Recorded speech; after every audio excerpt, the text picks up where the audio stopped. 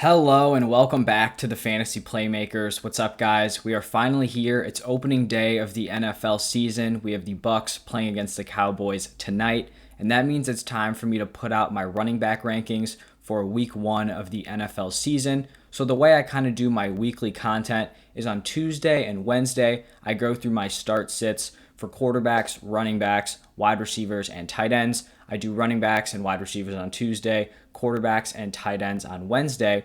And then on Thursday, I go back to the running backs and wide receivers and I go through my top 30 rankings for that specific week. So, maybe I talked about like 3 or 4 of your players as starts. Well, now you'll be able to see my full rankings so you can kind of figure out which guys you want to start in your lineup, which players I think are going to do better this week. When I'm going through the rankings, I am going to talk about every player, but I'm also going to stop and kind of focus in on some very interesting matchups. Maybe I have a player who you think would be ranked much higher, ranked lower. Maybe you think they'd be ranked lower, but they have a great matchup, so they're ranked higher. It could really be anything. But let's just get right into the video. If you guys watch this and you enjoy the content, please just leave a like and subscribe to the channel and let me know your thoughts down below in the comment section. That's really all I ask. But let's get right into it. So here you can see this is RB30 through RB21. And in this group of 10 guys, this is really the range of players in these running back rooms that we're just not quite sure about. We have a lot of players here who are probably going to be splitting carries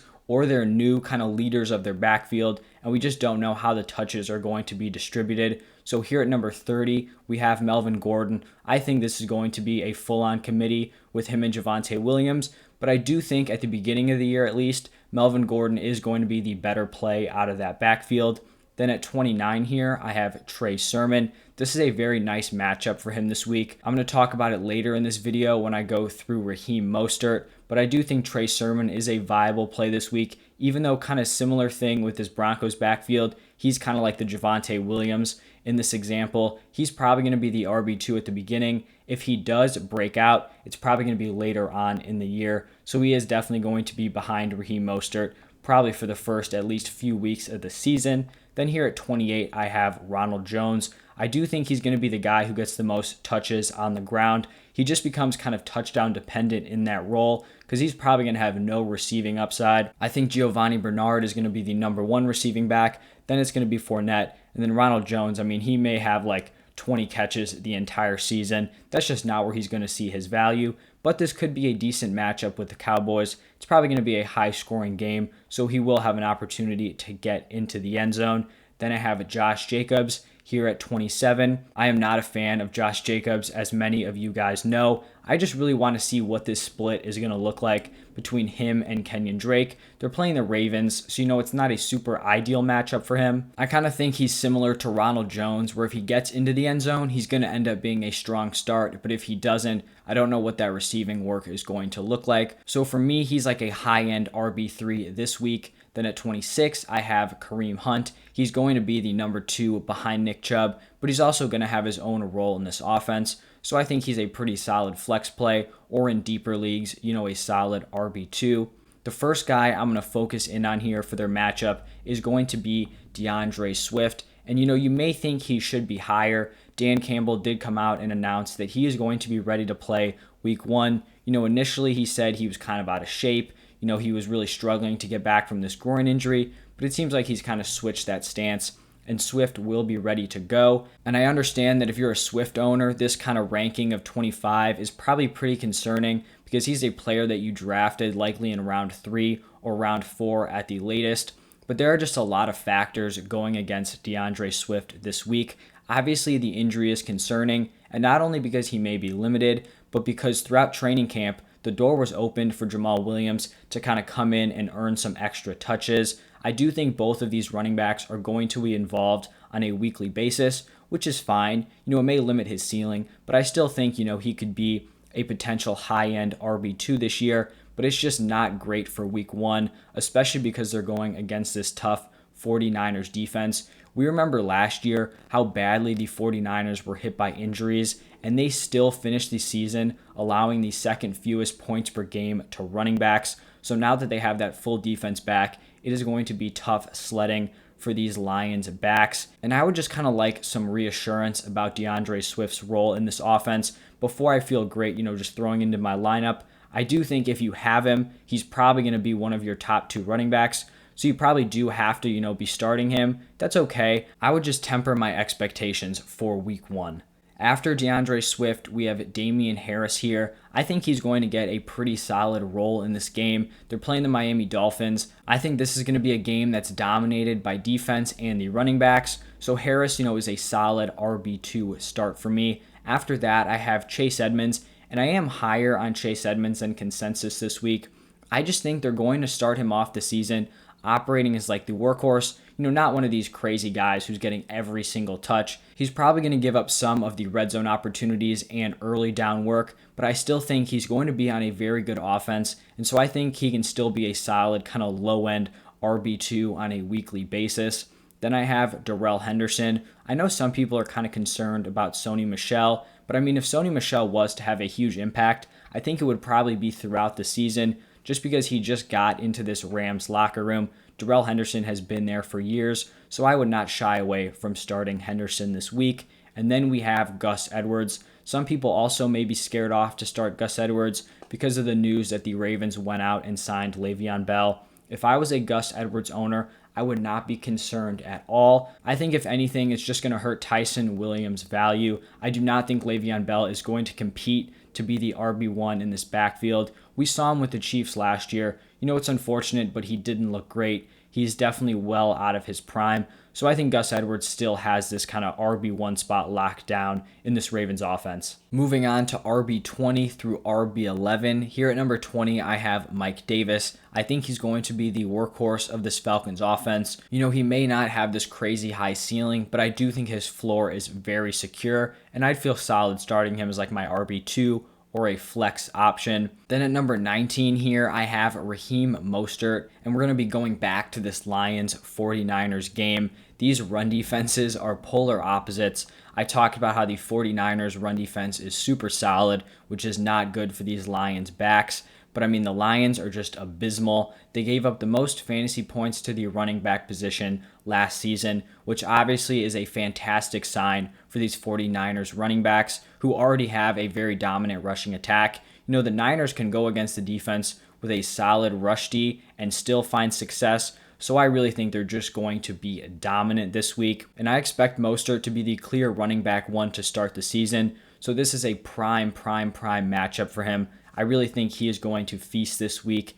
And they're also going to likely have a lead very early on. And so they're probably going to be finishing this game even more run heavy than they normally are. After Mostert, I have Myles Gaskin here at 18. Like I mentioned with Damien Harris, I think this is going to be a game on the offensive side that's dominated by the running backs. I do have Myles Gaskin higher just because he is a 3-down back. I think he has that potential. It still kind of remains to be seen whether or not the Dolphins feel confident using him that way. But Brian Flores has come out and said that he has much improved his blocking ability and does have that kind of 3-down back skill set. And he has that receiving upside, which is just something that Damien Harris does not have. So honestly, a mid-tier RB2 for this week. Then at 17, we have David Montgomery, and this is just not an ideal matchup for him. Going against this Rams defense, they're honestly probably going to go down pretty early, so I don't know how much they're going to rely on the run game, especially if it's not super efficient. He's still going to be getting a lot of volume and should be involved in the receiving game since Tariq Cohen is on the PUP list. But here with Montgomery, you're probably going to be relying on a touchdown for a big week, and I don't know if that's something I want to do against this Rams defense. Obviously he's going to be in your lineups, but this is just not, the best situation for him this week. Up next here, I have Chris Carson at 16. There's not a ton to say here, just a solid, mid to high-end RB2 on a weekly basis, and he's probably always going to be in like this 14 to 18 range, probably throughout the entire season. Then I have Saquon Barkley at 15. And you may be surprised that he's ranked this low, especially because it was announced that he's likely going to be playing this Sunday. I just highly doubt that he's going to receive a full workload this week. I'm going to guess that they're going to ease him back. That's what I'd be hoping for if I was a Saquon Barkley owner. You don't want him going out week 1 after an ACL tear and going off for 25 rush attempts. that is just not what you want to see. And he's kind of been a player who does rely on a lot of touches in his rookie season. That was his best NFL year. He averaged 22 touches a game. And then the next year, his sophomore season, he averaged 21. So if he's somewhere around like 15 touches week one, I just don't think he's going to have the efficiency or the touchdown upside to be a top start at the running back position this week. The Giants' offensive line still has a ton of questions. But if you did draft Saquon Barkley, you're starting him 100%. I just think you need to be patient for the first few weeks of the season until he's really able to ramp up, his activity in the games. Following Saquon, I have 3 young running backs back to back to back. We have CEH at 14, Antonio Gibson here at 13, and then Najee Harris at 12. I think all of these guys are very solid starts, either low-end RB2s or high-end RB1s this week. And then I have James Robinson here at number 11. It may surprise some people to see him up this high. After the Travis Etienne injury, his value obviously shot up to like a mid-tier RB2, but he is ranked here as a low-end RB1 for week 1, and that's just because this is a juicy matchup for him. After the Lions, the Texans gave up the second most fantasy points to running backs last season, and I do expect the Jaguars to be feeding James Robinson in this favorable matchup. He's not going to have the same opportunity share as he did last season because you do have Carlos Hyde there, but he's still going to dominate the carries and receptions out of this backfield, and I think this is likely going to be one of the only games this season for the Jaguars where they could potentially have a lead late. They should have control over this game against the Texans. If they don't, then they're going to be in trouble this season, but they're probably going to be in a situation where they can kind of run the ball to run that clock out towards the end of the game, which obviously is going to favor James Robinson. Here we are with our top 10 week 1 running backs. I have Ezekiel Elliott coming in here at number 10, and I personally view Zeke as a top 6 fantasy running back this year. I think you could make an argument for him as high as RB5, but this is just a terrible matchup this week. They're playing against the Buccaneers, and this Bucs run defense is just top tier. They gave up the 7th fewest fantasy points per game to the running back position last year, and they were also the only defense in the NFL who didn't give up 1,000 rushing yards on the season.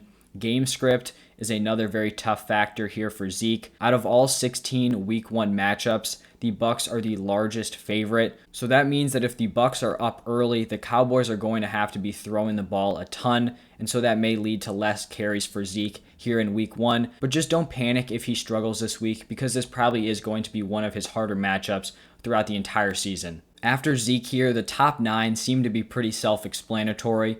Joe Mixon may seem to be a little high, but he has a solid matchup this week. Then Austin Eckler at 8, Jonathan Taylor at 7. I've got Nick Chubb all the way up here at number 6. I do think he's going to have a pretty solid game against this Chiefs defense. Then Aaron Jones at 5, Derrick Henry at 4, Alvin Kamara at 3, Cook at 2, and McCaffrey at 1. Those kind of top 4, top 5 guys are probably going to be up there almost every single week of the season. And that is going to wrap it up for my top 30 running back rankings for week 1. If you guys have any questions about start sits, maybe trades, waiver wire, any of that stuff, just comment down below. I'll respond to every single comment, so I'll make sure to get back to you. And then if you want to see my full in-depth rankings, I just opened up a Patreon page, so the link is going to be down below in the caption. But that's all I have for you guys today. If you haven't seen the wide receiver week 1 rankings, go check it out, because that's also going to be up on my channel. And then tomorrow, the tight end and quarterback week 1 rankings will be out, so stay tuned for those. Thank you for stopping by, and I'll see you guys next time.